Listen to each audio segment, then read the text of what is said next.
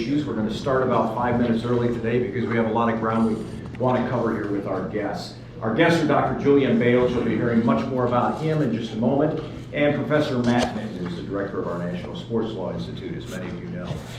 Before we get underway, we're going to hear from Marty Greenberg. As people in this room know, Marty has been a longtime friend of Marquette Law School. He is the co-founder of the National Sports Law Institute, a terrific guy, and he and his son Steve, who is a colleague of Dr. Bailes, have been instrumental in making this event happen today. So Marty, why don't you take it away and provide us with an introduction of Dr. Bailes.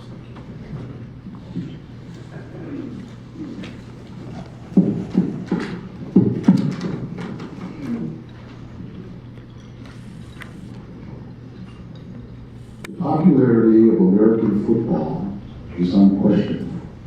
And in fact, a multi-billion-dollar industry owns the day of the week, as was stated in the recent film Concussion, starring Alec Baldwin as Dr. Julian Bailes. The movie Concussion exposed the horrifying, unintended consequences and innate dangers of our favorite game. Repeated head trauma may cause degenerative brain disease that can manifest in depression, aggression, and a violent and desperate death. This is not a new issue. In 2002, while investigating the death of NFL All-Pro center Mike Webster, neuropathologist Dr. Bennet Omalu diagnosed a link between playing football and a neurodegenerative disease known as chronic traumatic encephalopathy, and that's a mouthful. Commonly known, as you have heard it, as CTE. Since then, Dr. Julian Bailes has been instrumental in understanding of the clinical evidence of CTE. Recently, and in the last month, the NFL has admitted that playing football can lead to CTE. We are very, very fortunate and lucky today to have Dr. Bailes as our guest. He is an expert in neurovascular disease and currently is chairman of neurosurgery at North Shore University Health Systems and co-director of North Shore Neurological Institute in Evanston, Illinois. He is a founder and member and director of the Brain Surgery Research Institute. He is recognized as one of America's best doctors and top surgeons, was the team physician for the Pittsburgh Steelers, and has been a consultant to the NFL Players Association as well as the NCAA. Over 120 scientific publications, including 3 books on neurological sports medicine. He is remarkably respected within the world of medicine. I must thank my son, Dr. Stephen Greenberg, who is a colleague of Dr. Bailes, and also director of critical care at the same hospital, and a clinical associate professor of anesthesiology and critical care at Chicago Pritzker School of Medicine. Yes, I am proud. For inviting Dr. Bailes to come to Milwaukee and Marquette University Law School. Stephen, this is because of you. Just stand up and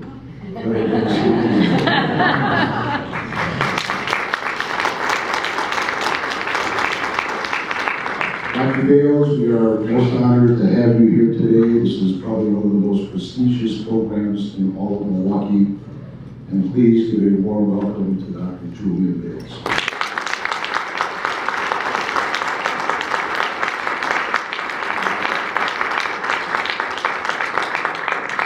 Thank you, Mr. Greenberg. Great to be here with you. It's a pleasure for me to see all of you and also to work with your son, Steve, who I think is regarded as the best anesthesiologist and ICU doctor. So great that we're paying a little bit of debt that we all have to him. So I'm going to take you fairly quickly through the evolution of our learning about brain injury in sports. And one of the biggest things was that we didn't know that long-term potential was for injury was possible, particularly the brain. So as you know, there's been a literal drumbeat of media and social interest in this. It seems like you can't pick up a magazine or turn on TV now without seeing something about this issue. And so it continues that, you know, we try to get the story straight. Somebody sent me this cartoon recently that I guess means part of the public thinks we still don't get it, and that is that they're implying that the doctor said, okay, you hit your brain swells, and your brain stem torques, and you rest for a few minutes, now get back in the game. And maybe it used to be that way, it's not that way anymore. This is your brain, what it looks like. People say 100 billion brain cells, and how many miles of connecting fibers do you think you have? If you took the major fasciculi, the major tracks, where you go from here to Chicago, you go from New York to LA, you know, that would be 3,000 miles. Well, they say that in all of our brains that we have 100,000 miles of these connecting fibers. And I'll be pointing periodically over here, I hope you can see that corner, but you see the fibers that connect. So a very complicated, most complicated structure on the face of the earth, without a doubt. This is from our forefather in neurological sports medicine, Richard Snyder, who was at the University of Michigan. And he said, poignantly, over 50 years ago, that there's been no better laboratory ever made for the study of brain injury but the football field. And ironically, that's still unfortunately true. This is from his 1967 book. This is a star high school football player. On the left side is junior year. On the right side is senior year. And he had 4 concussions, and you can see the look on his face. You can see that his personality suffered, his grades suffered, he was never the same. So 50 years ago, we had whiffs that there could be problems. We just didn't put it together. Here he is. You can see the arrow there. Here he is right there, tackling with his head down, hitting with his head. That was one of his 4 concussions when he was 16 years old. This is sort of a timeline of the progression in our knowledge of football injury. Most people don't know that in 1905, President Teddy Roosevelt recommended to the presidents of the major universities, at that time there was no NFL, it was just college football. There were 19 deaths in 1905, there were 145 catastrophic injuries like broken necks. And he called the presidents of all the universities together and said, if you don't change football, if you don't make it safer, I'm going to abolish the sport. And that was really the birth of the NCAA. And you see on the timeline in the last 100 years that we've had different epochs of knowledge where we regained some new insight, particularly football injury and brain injury. But this 2005 publication of the great Steeler player Mike Roaster really was a kind of a turning point. I'll get to more of that in a minute. Mr. Greenberg mentioned that I was a team doctor for the Steelers for 10 years. Here I am 20 years ago, and there's a 6'4" Bill Cowher, the coach, with a big paw on me, and as I recall, there was some spit flying. I think he said, darn it, or heck, why can't you start me back in the game? That was not unusual. That's an anachronism now, but it was not unusual. It was not considered wrong that the coaches would help the doctors make a decision about a knee or a shoulder or even a brain. Well, we don't do that anymore. We were doing the best we could, but there were certain things we didn't understand at that time.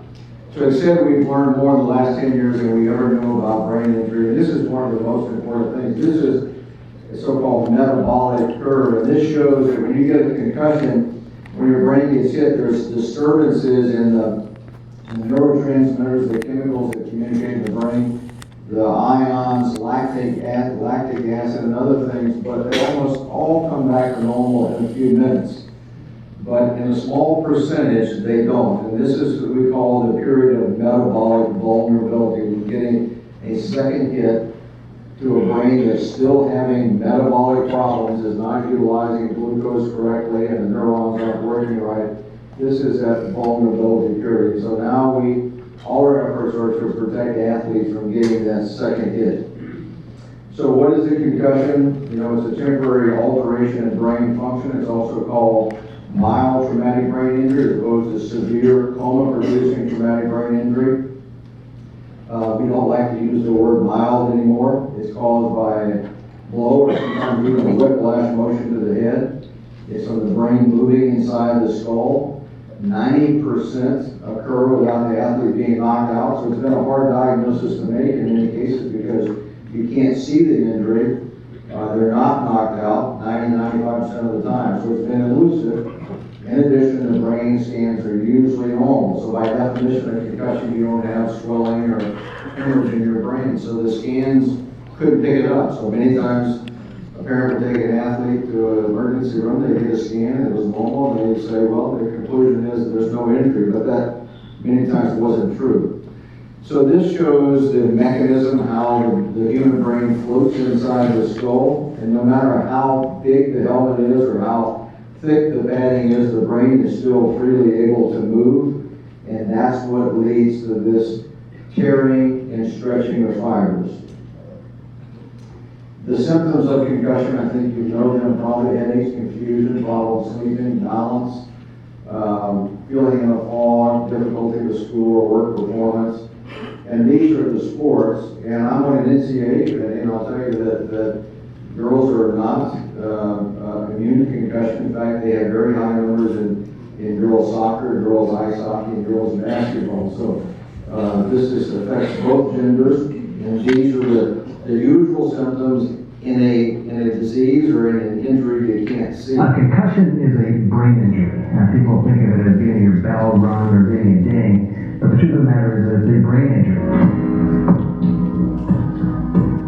The biggest cause of concussion is getting hit to the head, but it can happen in all sorts of different ways. It can happen certainly on a sports field, on helmet-to-helmet collision, for example. But it can also happen in ways that you might not expect. For example, in a car accident, even if your head doesn't hit the dashboard or hit the windshield, just the violent moving back and forth of the brain within the skull during a car accident, for example, can cause a concussion.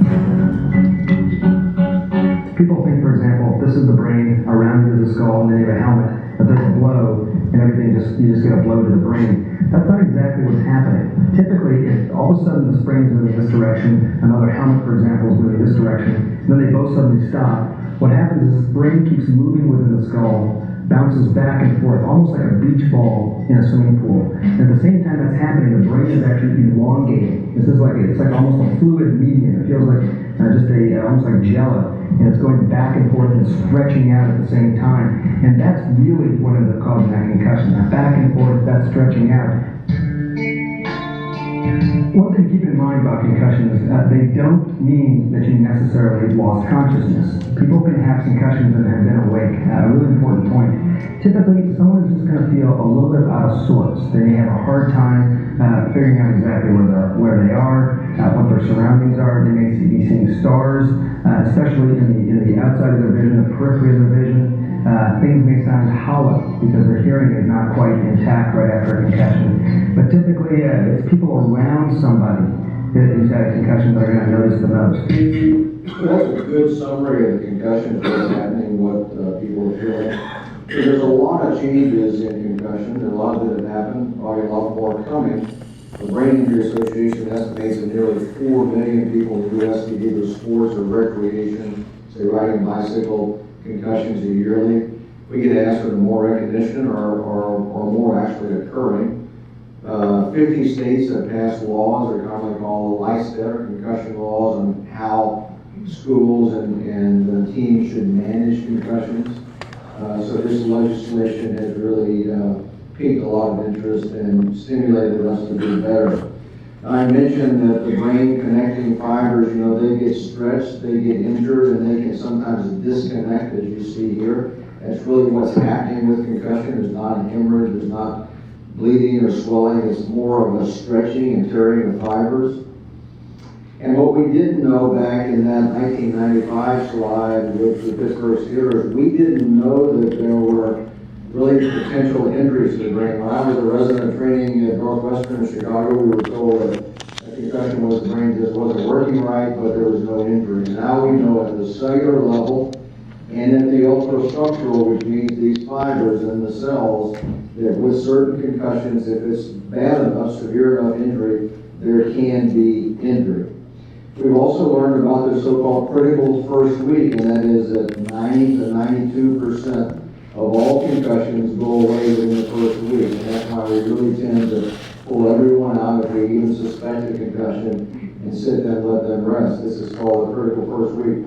So this is another example of what we've learned. Every year, over 100,000 concussions occur in all levels of football, and 60% of these are for head-to-head collisions. In an impact lasting just 15 milliseconds, a player's head, on average, experiences almost 100 Gs of force, and collisions on special teams can result in forces of up to 190 Gs. In the NFL, the average speed of head-to-head impact, the velocity of both heads combined, is 20 miles per hour, with the struck player's head decelerating 14 miles per hour. According to studies done by Sports Science's Chief Medical Advisor, Dr. Bailes, this 15 millisecond impact is equivalent to getting smashed in the head with a sledgehammer. In the last 10 years, the average number of days a concussed player is out has more than doubled, and even improved helmet technology is only able to reduce an 80G impact to 40 Gs, still several times what an F-16 pilot experiences, and more than enough to cause a concussion or neck fracture. For Sports Science on ESPN, I'm John Burns. Pretty sobering. So what we didn't understand 10 years ago, 15 years ago, is that there could be the potential for long-term effects. So these publications started coming out in the NCAA level, showing that as NCAA players, football players, got concussions, and as they got more, it took longer for them to recover. And this was also seen in high school athletes. The longer to recover, the more they had, the more severe. And then this showed cumulative effects in college players. Same thing beginning to emerge in the early to mid-2000s. This result from this publication from Canada showing brain function decline in seemingly healthy people who had sports-related concussions when they were younger. And then these two publications that myself and my colleague Kevin Gutzowitz did 10 years ago, where we showed that former NFL players who had retired had a much higher rate of Alzheimer's disease and dementia. In fact, the only risk factor was if they'd had 3 or more concussions in their career, they had a 5 times higher chance of already getting cognitive impairment, which converts to Alzheimer's in 90% of those in a decade, and also a triple risk of having depression. So this is 10 years ago when the issues of long-term effects. It was one thing to play football like I did for 10 years and think, well, I could blow out my knee or hurt my shoulder and maybe that would end my career. I could even break my neck and become paralyzed. But we didn't sign up to play football to become a brain-damaged older adult. That was the leap. That was what was different. People ask me, are there more concussions or are we just diagnosing more? I don't know if any of you recognize this coach. This was Pop Warner and his famed single-wing offense. But look at how the game has changed since back 100 years ago. It originated from rugby in the 1880s. And look at this style of play. And watch this here. Watch and see if you see any head-to-head games. They were pretty much jumping on one another's back and like a rugby tackle, wrestling them to the ground.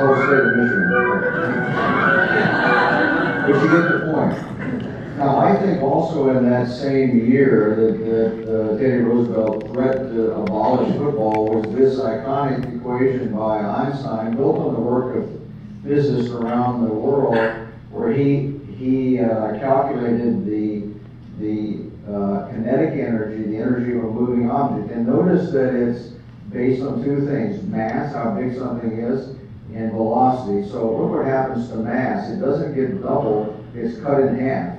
But velocity doesn't get doubled, it gets squared, multiplied by itself. So if players went from weighing 220 pounds to 240 pounds, that's big, but it's cut in half. If they go from 18 miles an hour at impact to 23, that's 23 raised to the 23rd power. The other thing that's ironically, in my opinion, increases these injuries is the brain floating inside the skull. The helmet has, for those who are propense, it's encouraged them to stick their head in there. You know, when we were playing, like the origin of football, when we were playing football as kids, we would have maybe been rough and slammed someone to the ground, but we would never run cranium to cranium against another human. You wouldn't do it. This is a play that we use at the NCAA to look at rewriting the one rule. And watch this player, how he's learned to line up the weight of his body and his torso to make impact, to put the weight behind that. Now he's also doing something else, which is called head running. This play was not flagged. At that time, it was technically not illegal. But watch the style of play. So these are things that we have tried at every level of play to eliminate, to clean up. We didn't see that style of play in the old fashioned. So I think that's a big part of today's problem. Now, the Mayo Clinic said that those who had a loss of consciousness, if you were knocked out and had a concussion when you were younger, as you get older, you have a 10 times higher chance of developing another brain degeneration, which is Parkinson's disease. Well, the issue of brain injury was first defined really in boxers in 1929. It was known as dementia pugilistica. It was a term that we all grew up with in our lexicon. Probably no teacher taught us. We just learned punch drunkenness. We kind of learned what that meant. It was first described by the medical examiner, the coroner named Harrison Martland in New Jersey. And it was believed that 20% of those who used to play professional boxing would end up getting demented because they were boxers. People sort of figured they were bad boys, or it was their own fault, or they got what they had coming, sort of thing. Wasn't much interest really until 2005, when the first reported case was this case of Mike Webster. And Mike Webster played football 27 years. He played at Wisconsin. He was an All-Pro. He was one of the greatest players on the greatest team ever, in my opinion, the center for the Pittsburgh Steelers. When he died, he began this downward spiral where he left his wife and kids, and he was homeless, living in a pickup truck, had 65 bank accounts at the time of his death, sold his 4 Super Bowl rings. And this is Bennet Omalu and myself. Bennet was a Nigerian-born neuropathologist who admitted that he didn't know anything about football, but when Mike Webster came to his attention, he said there's something wrong with this story. A 50-year-old man doesn't become demented in his 40s. That's not Alzheimer's. So this is how we would slice up and examine about 200 strategic parts of the brain to try to figure this out. In CTE, the brain is normal. It's grossly normal. If you look at it, there's no stroke, there's no bleeding, there's no wound infection. It looks normal. And it's only with special microscopic stains like you would use for Alzheimer's that you see it. So on the left is how everyone in this room's brain looks, nice and smooth, normal brain cells. If you're looking for tau, T-A-U protein, which is the major structural protein, you put this antibody dye on it and it soaks it up. So all the brown here shows a typical CTE brain. And these round things here are a brown tau protein clogged up inside of brain cells. It's like sludge. After a while they become disconnected and they don't work. And these little wispy things here are remnants of old connecting fibers in the brain. This is how you make the diagnosis of CTE. And here's an example here from one of the publications showing the extreme deposition in multiple areas of the brain from these multiple hits. It was estimated that Mike Webster had over 100,000 hits to his head in his career. And here's the typical, these were our first cases, our first 4 cases of CTE. The one on the end is the great Junior Seau, who committed suicide a couple of years ago and shot himself in the chest. So his brain could be examined. But this is the timeline. They had this exposure to unprecedented amount of cranial impacts, one that no one else in any other walk of life would get. They had this helmet on, which gives them maybe a sense of safety or invulnerability. And who knows how many concussions they got or how they were cared for. We don't have medical records from them. And also, as everything in our health, genetics probably plays a big risk. And then there's a latency period. And then 6 to 12 years later, the problems begin. Failed marriages, failed businesses, failed finances, and then they become depressed. Many have substance and alcohol abuse. About half end up taking their own life. Some become demented. Look at a 45-year-old Mike Webster in his last interview. Look how disorganized he is. For Iron Mike, TV interviews became impossible. No, I'm talking about. No, I'm just trying to find. Yeah, well, Trump, everybody went to Trump as a kid. I'm not saying I was different than that. I'm just saying the things we do to one another. Okay.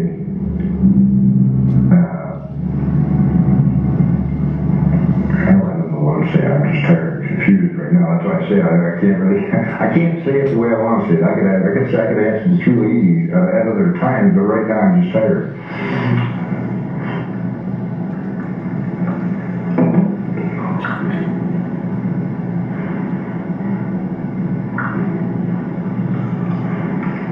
Pretty amazing, poignant story. We've also learned that it's not just the number of concussions, it's another factor called subconcussive blows, and that means that a concussion wasn't diagnosed, but how many hits to the brain can you take without it beginning to disconnect and stretch those fibers? My analogy is if you went to Best Buy and bought a very beautiful new Mac computer, you brought it home, a laptop, and you were so proud of it, you began to drop it a few times on the cement floor, and you dropped it 100 times and 1,000 times, how about 100,000 times? Do you think that those ICs in there, those integrated circuits that could be the size of a dime and have, 2 billion transistors on it, do you think a few of them and the buses connecting them may get injured? I'd say probably so. Now, I also, as a volunteer, I have been the medical director of Pop Warner football for the last 7 years. Just something I did because while we were bringing forth this unfortunate news about football, we were also trying to make it safer.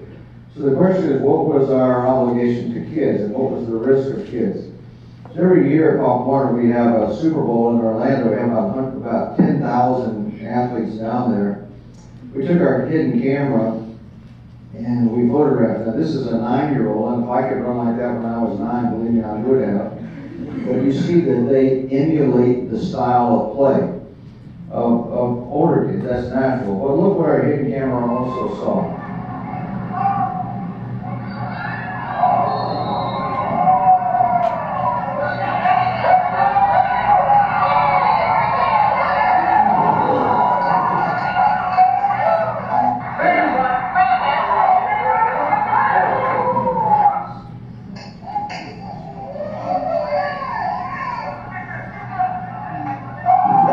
So 5 years ago, we became the first level of play to eliminate head contact drills, as you saw there in practice. And so we not only did that, but we put accelerometers in helmets in the Chicago League, and we measured. And we noted that we were able to get the number of annual yearly head contact down to only about 60 a year. If you go to high school, it's up to about 1,000. Colleges, maybe a little bit more. And of course, the NFL has never measured the number of hits. So we've gotten the lowest number based on reform. So this is something that I think we're optimistic. Our concussion rate don't get concussed. They do no more head contact in practice. And if they and their parents want to, they can even play flag football in Pop Warner. So concussion is managed differently than it used to be. I think you've gotten the point that we try to identify symptoms. That's our best indicator. There's no X-ray test, CAT scan, MRI that'll show it. We use neuropsychological testing because that can somehow give us the best objective indicator of how the brain is working. We use physical and mental rest. Sometimes we take them out of school. And we, of course, avoid alcohol, caffeine, and dehydration. So now concussion management is completely different. They don't go back to play until they resolve all their symptoms. We often have a multidisciplinary, as we do a North Shore program of neurology and physical therapists and vestibular therapists and neurosurgeons who all work together on the care of these patients. Sometimes the concussion really is an inner ear problem, is an inner ear concussion, and they'll have a predominance balance difficulty. So we do vestibular therapy for that. There are 4 main areas that we treat and deal with concussion after they are not recovering. If they're not part of that 90% who usually resolve on their own, we treat headaches, insomnia, lack of energy, and then for some athletes, if it doesn't go away, they have depression as a problem. We're looking at trying to diagnose the CTE problem in living people. We've been working with a special scan in UCLA to try to make the diagnosis. Right now, it can only be diagnosed in autopsy, so if we can only tell someone they've had a disease when they're dead, we really can't help them. So this is another one of our efforts. There are many uncertainties about who gets CTE and why, and what are the risks. These are all the uncertainties here. There are probably more. We don't know what the exact prevalence of it is out there in former players. There was a study published last week using MRI scan in former NFL players that said about 40% of them had MRI changes in their brain once they retired. As you mentioned a few minutes ago, the NFL Vice President for Health and Safety, Jeff Miller, in front of Congress a few weeks ago, admitted for the first time that there's a link between head injury in football and CTE. There's a book, if you're interested more, called League of Denial. It was written by 2 brothers who work for ESPN. If you can't get enough of this, if you've seen the movie but want more, this is a very detailed and I think a good read of the journey that we went on. And maybe some of you have seen the movie. If not, I think it's pretty factual. The timeline and what we went through is accurate. So, I want all of you to not take away from this that football or sports are bad. First of all, football gets picked on, but any other sport that has the potential to hit your brain is not a good thing. And it's the repetitive hitting which is bad. As I've tried to emphasize in a short period of time, the helmet, I think, paradoxically has led to some of the problem. Someone's going to ask me, why don't we get rid of the helmets? And that's been suggested before, but I don't think it's going to happen because of the concern about facial and teeth injuries and eye injuries. So I don't see us going back to that. I think football, like every sport, has got to work to take head contact out. Hitting your brain doesn't help anyone. And I think we've got to work towards that. I think we've got to devolve the sport back to its origins in rugby. In rugby, there's 6 tackles that they use where they just wrap the leg, they don't lead with their head or make contact with their head. There's a lot of improvements we're making in sideline assessment, a lot of technologies, biosensors, biomarkers to draw tube of blood to find out if you had a concussion. Maybe using technology to decide who's ready to go back to play. So there are a lot of changes, and it's we're not there yet. We're not where we need to be, but I still think and believe in the importance and benefit of sports. We don't want an obese, video game addicted society, and so I think we have to all work to make it safer. And I'm sure that this seminar today is going to help disseminate some of those things. So again, thank you for having me.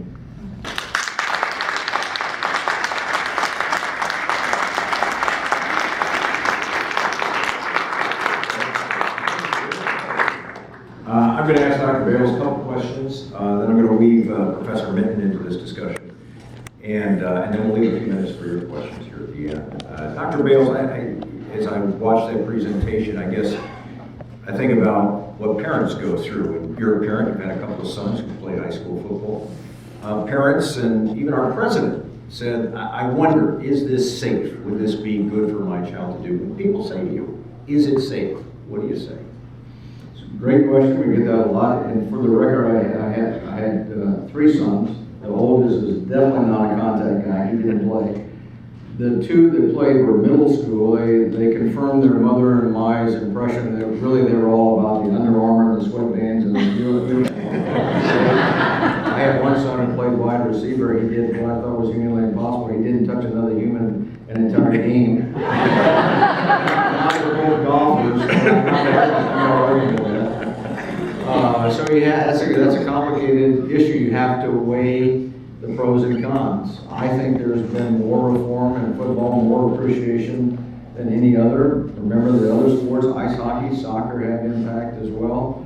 You can get a concussion in anything that involves high velocity and potential for falling.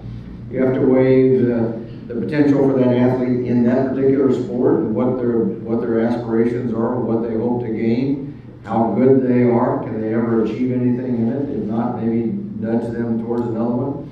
But if they want to play it, they and the parents understand the risk, and the coaches in the league they play in follow the rules and are very conservative with avoiding unnecessary contact.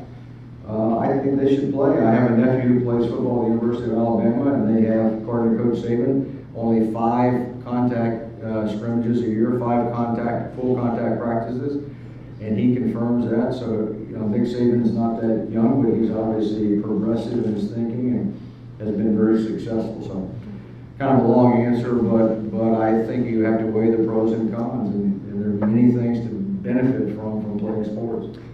What else, when you talk about the NFL, what else could the NFL be doing? Are there specific, for example, rule changes that could be put into effect that you would advocate in order to reduce at least the potential of these kinds of serious head injuries? They've already made a lot of changes. The last CBA that they signed, collective bargaining agreement, there are now only 14 contact practices the entire NFL season once they break camp. So they've done a lot. I think they're trying to enforce the rules against head-to-head hits like you saw in that film clip of Auburn and Alabama, Auburn and Georgia. The other thing is, do we eliminate the kickoff or punt return as the highest velocity plays? There were 6 high school players killed last November and October from brain injuries. Another from 7th from a spleen injury. So the high velocity hits are usually what get people. Another suggestion is to take the lineman out of the 3-point stand so they don't have this inexorable head-to-head hit on every play. Mike Webster played 27 years. He never had a diagnosed concussion. But when we talked to the old coaches and players who were with him, the estimate was 100,000 blows to the head. Final question, how's the NFL's attitudes changed over time? You mentioned that you were a team physician for the Steelers. You've been working on this issue for a long time. How has the league's attitude changed about this?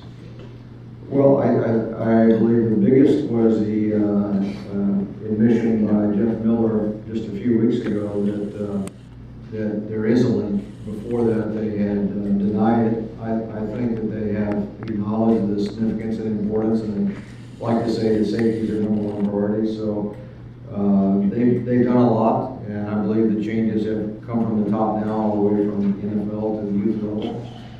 So I think they continue. At the end of the day, it's a contact sport, and you have to accept that there are risks. Professor Mitten, bring us up to date on sort of the legal questions that still surround head injuries in sports. You've got this NFL retired players lawsuit, some developments in that in the last 24 to 36 hours. Where do we stand with that lawsuit by retired players against the league? Well, the federal appellate court in Philadelphia, the Third Circuit, just approved the settlement agreement that was reached. They found that it was fair, reasonable, and adequate. And there was, what's really interesting about it is the objections that were raised to it. It sets up, there's basically 3 components of it. One, it says that, any player, retired player, who suffered, was diagnosed with one of 6 different qualifying conditions, like Alzheimer's disease, Parkinson's disease, ALS, Lou Gehrig's disease, or CTE if upon diagnosis, it can't be done now until death, but it's just retrospective. It would have to be someone who died and was diagnosed with CTE as of August of last year. So there's what is an uncapped fund, which could be more than $1 billion that is paid out. So depending upon the particular condition, there's a dollar amount established. You don't have to show it was caused by playing football. That's one component. The second one is a $75 million fund for medical monitoring of former players. So they will be periodically tested to see if any of these neurological conditions are developing. And then the third component is a $10 million fund, largely for education. Educate not only players, but particularly youth sports, as to how to properly play the sport, get the head out of the game. So that's been approved, and it's a good thing because now this money will start getting paid out to these players. Something that we heard Dr. Bailes touch on is the fact that states now have concussion laws. And I guess in some respects, this is another attempt to make the game safer, to make our contact sports safer. Describe for us what those laws entail. Wisconsin has one, for instance. Yeah, as Dr. Bailes mentioned, all 50 states have now adopted these laws, which really provide for three things. One, education, to educate coaches, parents, players, here's the types of things that you should do to avoid concussions from occurring in the first instance, basically taking the head out of the game. Second, making particularly coaches aware of these are the signs of a concussion as well as players, and then remove the athlete. They do not return to play that day, and then they cannot return to practice or competition until they've gone through a concussion protocol that has been overseen by an expert, someone like Dr. Bailes. Mm-hmm. Doctor, has this been difficult for you? Because I hear you saying you believe in many of the good things that football or some of these other sports teach us about tenacity and perseverance and grit and toughness and your ability to hang in there when times aren't good. And yet you're doing research that sort of produces evidence that there's a risk that goes with this. Has it been tough for you to balance those two? It was. I believe the first time that Bennet Omalu and I looked late one night at Mike Webster's brain and under the microscope, I remarked that this was not going to be a fun journey. And in some ways it hasn't been, because it's been bad news, and everyone from the NFL on down didn't like that. But it was still the truth, and we felt it was important to bring that forward. And there have been a lot of people who have helped in bringing this forward, a lot from the legal side. And so I hope that we end up in a good place eventually, and that sports are around for all to enjoy, but they're at a safe level. And we've always had the hope that technology, equipment, protective equipment may be beneficial, and the helmet is not the answer. So hopefully some work in that area also may be part of the solution. It's interesting you mentioned soccer earlier, and maybe some people in this room know this, but Brandy Chastain, who's probably one of the most recognized women's soccer players, who was a key opponent of the women's team here in the United States. She said she wants to donate her brain after she dies because she wants to know about the impact of constantly using your head to play a sport, right? It is not just a football discussion, correct? No, and remember it started with boxers, so it's football has really had the light shone on it the greatest, but every sport where you can hit your head, you have this. Now, what are you seeing in terms of legal action at, for example, college level or high school level? Are you seeing more of that type of thing, given the fact that we now know more about head injuries? And if so, what do those sorts of actions look like? Well, there's been litigation at all the different levels, from the NFL down to Pop Warner football, and there's really 3 or 4 different theories. One is the type of claim that was brought in the NFL litigations, that the league knew that there were risks of long-term neurological impairment from playing football, and either negligently or intentionally withheld that information from the players. That suit's been settled, but there's a very similar suit that a group of former NHL players has brought, which is ongoing. That's one type of thing where leagues knew about it, didn't do anything. The other main category of suits is ones where I guess I would characterize it as the governing body didn't do anything to make the sport safer. And surprisingly, courts have not been at all receptive to those claims. They've taken the approach that this is a contact sport, and you assume the inherent risk of injury, including concussions, and there's no duty to make the game safer. It's only if they've been reluctant to recognize negligence claims, to say that there isn't a duty to act reasonably to prevent concussions, which is a type of foreseeable harm. Liability only if you're reckless, which is really tough to prove, or you did something to somehow increase the risk. And then the other category would be where usually suits against schools and coaches, perhaps athletic trainers, where It should have been obvious that a player suffered a risk of concussion, didn't pull him out in time, and then there was the risk of a second concussion, or they were returned to play too soon. Those have been the types of cases where the legal system has been more likely to find liability, or they've been settled. I'm going to take some audience questions here in just one second. I do want to ask sort of pardon me for this, but the inside Hollywood question. You said the film Concussion you thought was generally pretty good, pretty accurate. You're comfortable with it when you went to the theater, didn't you? And so you feel pretty good about the way they told that story.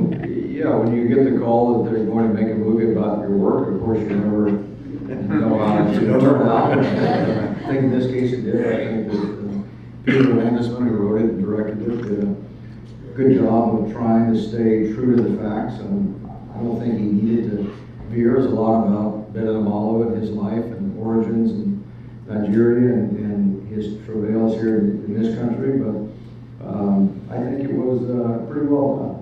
And Alec Baldwin's portrayal of you were okay with that? I'm originally from New Orleans, and he had a southern accent sometimes. You said though, I think the first time that you had met him, you noticed he'd already done some homework. He must have watched some tape of you or watched you a little bit and tried to put together his somewhat southern accent. So let me take some questions from the audience. Those of you who've been here in past events know how we do this. If you're in a seating bowl, press down on the rim, not on the ball, but on the rim. What are your questions? If you're in the back and you have a question, I see someone does already. Ryan is the gentleman with the microphone, and he'll hold it for you, and you can ask your question. Keep it brief, and we'll get to as many as possible. Thank you. Okay, you showed the PET slide that was a pilot study. Do you foresee a day where it would be possible to diagnose CTE in living patients using PET scans? And what do you think the implications would that be for sort of staging this progressive tau? Well, that's a great question. You're very insightful to pick up on that because I went through it pretty fast. But that really is perhaps the holy grail of this issue. It's very convenient for the NFL that they can make the argument that you can't diagnose this disease until someone's dead. We've been working for the last 4 years, 5 years on this. We published 2 major publications. One was in Proceedings, National Academy of Sciences back last May. And we think that they've scanned over 1,000 subjects at UCLA with different types of brain dementia. They think that CTE in the 25 or 30 that we've done is a unique picture that is not seen in any other type of degeneration of the brain or dementia or Alzheimer's or anything like that. So yeah, I think we're on the cusp. There are others who are working on it as well. And we would like to now go, we've been working with FDA to a phase 3 trial where you kind of set up what's called the standard of truth and prove that if we can. But yeah, we think we're on the cusp of it. It would be great to be able to tell someone if they played 5 years or 10 years, or they were in the military and got exposed to bomb blast 5 times, that they were accruing this tau protein in their brain, and that there may be a threshold amount of that then leads you to convert to getting demented. So it'd be great in all walks of life if we could tell you the burden of brain degeneration that you have. Good question. Other questions? Yes, hang on 1 second, we'll wait for Ryan. What is your perspective on Dr. Omalu and others saying kids younger than 14 should not play contact sports? I know there's a program already in play in football called Heads Up, teaching the younger kids how to only hit. Well, I have disagreed with him and even publicly because I don't think there's no evidence that anyone who played just youth sports got CTE. Now, remember I said that at the youth level, they don't hit very hard. Occasionally they do and they can, but usually at very low G forces, like 20 to 30 Gs. When you jump up to high school, you go from about 100 hits a year, at Pop Warner is 60 hits a year. High school is 800 to 1,000. College is 1,000, 1,200. So it's not only the man-size suddenly, but they're hitting a high velocity and hitting a lot of time. So I don't think it's just picking out that youth level of play. I think it's really the exposure over a long period of life. This is an exposure-based paradigm. We call it. It's like if you don't want to get lung cancer, then don't smoke too many cigarettes. It's how much exposure you've had. So I disagree with him. There's no evidence that that's the case in youth football. I think that youth football, if the athlete and the parent understand that there's risk, look at it this way, there are 10 people who drown every day in the U.S. We're not calling to eliminate swimming pools and swimming. There are probably 200-300 kids who die every year riding a bike. If they're not at football practice, what are they be doing? Watching video games, eating junk food, and riding a bike? I don't know. We've had one death in Pop Warner in the last 30 years, and that was a kid who was really like high school level, age 14. So, you know, we got to put it all in perspective. Everything has a risk. As parents and coaches and athletic administrators, we teach our kids to do things that have a little risk sometimes. But that's part of it. We teach them to swim, we teach them to hunt, we teach them to ride a bike, skateboard. There's about, I don't know, 15 or 20 kids killed a year on skateboards. None in football. So it's all relative. Let's take another question. Yes, sir. Prevention is very physical. When the parents might have a son that wants to football, what questions are you asking the doctor in terms of physical? What tests are you taking?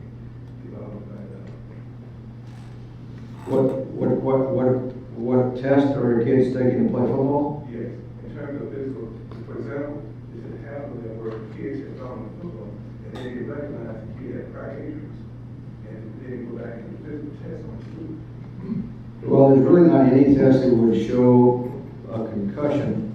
You know, another issue is what's their status of their heart, what's their general health, because probably more kids die of cardiac events, cardiac arrest than they do play football every year. So I think it's general health, physical. It's what we call a concussion history. It's an exposure history. You know, were they boxing when they were young, or did they get in a car accident? What is their prior brain trauma exposure? I think those things. Other questions? Yes, sir. Are there any concussions that don't cause brain injury? I think most of them don't, because I believe they heal, or they are minor enough that they don't lead to any long-term effects. But when you get in high school and college, and especially NFL, you see the velocities of those hits, and you remember that Einstein equation. That's when you, I think, infer the risk goes higher, the risk of those impacts. You're seeing more players retire than ever. I was with Chris Borland last week in Detroit at a meeting, and I'm sure many of you know Chris, the decision he made. And you're hearing more and more younger players that perhaps have made their mark or made their finances and are giving up pro football earlier. You may see it in other sports as well. So I think many concussions, probably the majority, don't cause permanent damage. It's just it's that exposure to those high velocity hits as you get at a higher level of play. Other questions? Well, are there younger doctors who are differing in their opinions with you about the kind of risk and whether we should continue doing what we're doing? And is there a gender difference developing as women become more and more involved in this? So I'm sure there are a lot of doctors younger than me, and there are ones that have a different point of view. There really is, as I said, if you want to play flag football as a youth, you can. That's available. We have it in Pop Warner. So some may argue that you shouldn't play football when you're young. So that's certainly their personal decision for them and their parents, what they want to do. And your second question was about gender effects, or should we be more worried about women? No, it's that there are more female doctors coming through now, and I'm wondering, we saw a lot of men in those slides taking heavy-duty risks, and I'm wondering if there's anything developing with respect to women and women physicians about these issues. Well, I think most of us male physicians can analyze a female concussion pretty well. There are more, probably over the last 20 years, more female doctors graduating from med school, so they're probably more in the workforce. But I don't think it takes a male physician to diagnose only a male. I think we can get the female concussion as well. In fact, we see a lot of females that say that maybe females are more susceptible to concussions, and the reason it's given, or that their necks are not as big, their neck muscles are not as strong, and they naturally maybe have more of that slosh effect. Second reason is that some people say that females may be genetically more predisposed. And the third reason is that it's said that females are just more honest about their symptoms. They don't suffer from a macho attitude, and they're more ready to report their symptoms, and therefore more may be diagnosed. Other questions? Yes. Is this a world phenomenon, or is the U.S. the epicenter for research? Are you doing, is most of the research being done here in the U.S., or is it being done in other places around the world? It's been around the world, I believe. You know, soccer, there's 200 million plus worldwide participants, so there's great interest in soccer. There has been. For whatever reason, American football, because of its violent nature and its helmeted, being a helmeted sport, has really risen to the top of the scrutiny and the studies. I had to ask you a quick question about this and then follow up. We'll take another question here. But given the research you've done, Doctor, does it bother you at all? I've heard some statements from Jerry Jones, the Cowboys owner, and Robert Irsay, the Colts owner. Two great neuroscientists. Yeah, two great neuroscientists. That's right. And as you know, I mean, what now? They sort of dismiss this. It's absurd to say that some of these people died from injuries they received while playing football. Does that bother you a little bit? It doesn't bother me what Jerry Jones says. I think we have to continue to push the envelope. We have to continue to push this issue and try to do the right thing. I was on ESPN a few years ago when Jerry Jones was on there, and he said that you manage concussions differently depending on when in the season. If it's a playoff game, they go back sooner. And I said, I don't think the brain knows whether it's preseason or Yes, sir. What if you look at it from the point of the public loves impact sports and that type of thing, and also it's a big money maker. When you look at it from that, is the public going to allow it to stop if it were to stop? I don't think so. I don't think it's going away, and that's a good point. That, you know, people say it's a gladiator mentality, and it's something in human nature from many wants that contact, that violence arena. So I don't see it going you. Well, they're legalized. You know, New York finally legalized mixed martial arts. I mean, we've had boxing, and you know, That's the whole objective of those sports is to knock your opponent out. So as a society, I think it's very unlikely we'll see any sports basically legalized.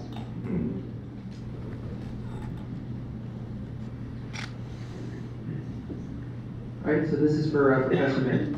Even though the 50 states all have some sort of law concerning concussions, most of them don't carry any sort of penalty. Do you see that sort of changing going forward, or do you think it's going to continue to stay the same? Boy, it's always interesting. The student gets to ask the professor the question, and they just smile. I'm asking you one tomorrow. You know, that is a very interesting point, because in a number of these statutes, and they pertain to, you know, youth sports, high school level and below, there is a provision oftentimes that says, well, you cannot use any violation of the statute as evidence in a civil tort suit, which is, you know, kind of a backwards thing. You know, the whole objective of this is to promote health and safety, but if you don't pair that with a private right of action, so it's hard to predict what legislatures are going to do, but that is a very striking feature of, if you've got a legally mandated standard, why shouldn't there be potential liability if it's not followed and someone is injured? There's another question. Did you have one? Yes. So Florida lacrosse has mandated that all girls wear a soft helmet for the season, and now they're making a push toward potentially putting female lacrosse players in hard helmets. To that extent, do you think that hard helmets would be more preventative, or do you think that if you put girls in helmets, they're going to tend to play more aggressively, and that's going to then increase the occurrence of concussions? I don't know. Interesting. You know, boys have worn them for years, and this would be the first move for girls to wear them. So it would be interesting. I would believe that the intentional head-to-head predisposed as it is in football and as it was. And perhaps the current era we're in is a lot less than it used to be, but when I played football years ago, we were taught to hit with our head. That was the coaching. Didn't know any better. So time will tell. I wouldn't think so, but it's certainly possible. Just time for about one or two more, yes, sir.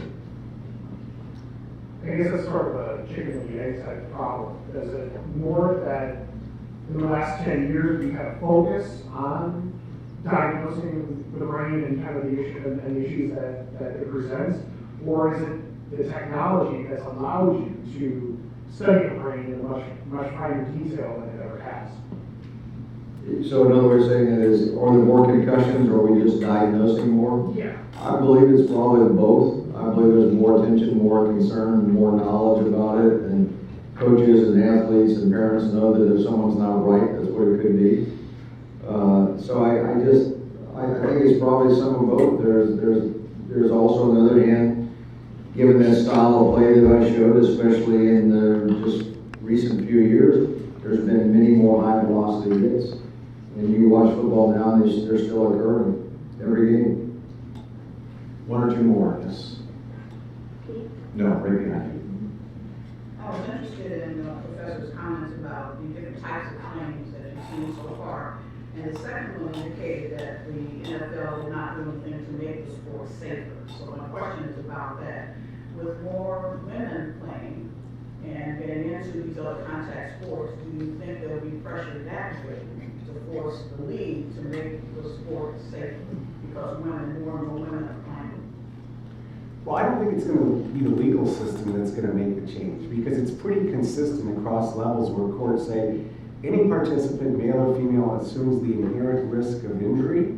But it's kind of a perverse incentive. It's like the governing body is responsible for they make the rules, and presumably safety is one of the key components of it. But courts across the board are just very reluctant to say you've got an affirmative duty to make the sport safer. If it occurs, it's going to be internally. Administrators of the sport, coaches who say, look, let's voluntarily change the rules. I don't think we can rely on the legal system to kind of push things in that direction, which is unlike what you see in other types of industries or tort litigation. So that with the doctor talking about the period of time that he's been working on this issue and others, and the resulting court cases, I guess what I'm asking you to do is to think prospectively and down the road. Do you think, even though it should be an internal change in the sport, that there will be a role for the legal system? There's always a role for the legal system, and of course, legislatures or Congress can change that. But if you go back and look at, okay, we very quickly had all these Lysted laws enacted, but yet there's a provision in there that says you cannot rely upon violation of this statute as evidence in a civil tort case. So, there's a real reluctance on the part of either courts and legislatures to regulate sports. It's very much a hands-off approach. Only in really egregious cases does the law provide an effective remedy. One final question, and we'll wrap things up. Yes. Yes, thank you for bringing this to the forefront. I noticed that you stressed a couple kinds of fibers in the brain, and it showed it. Would you think that stretching, they would bunch up and you'd be able to see them on the scan? That's a good point. We are sort of starting to see that, something called DTI MRI, which looks at the fiber tracks, looks at the movement of the water down those white matter tracks. So yes, you can, but it's so microscopic that these tears are probably, the so-called cortical spinal tract moves the right side of my body as it goes from my brain to my spinal cord. It's the size of a toothpick. It has well over 1 million fibers in it. So a few of those fibers tear. It's hard to visualize it on a scan, but we're getting there. I'm going to wrap things up there. Before we go, I just want to say a special thank you to Marty Greenberg and his son Steve for helping with today's event, and we appreciate all the great interest in what's been discussed here today. Thanks for your time, your attention, and most of all, thanks very much to Dr. Julian Bailes and Professor Matt Mitten. Good to have you with us.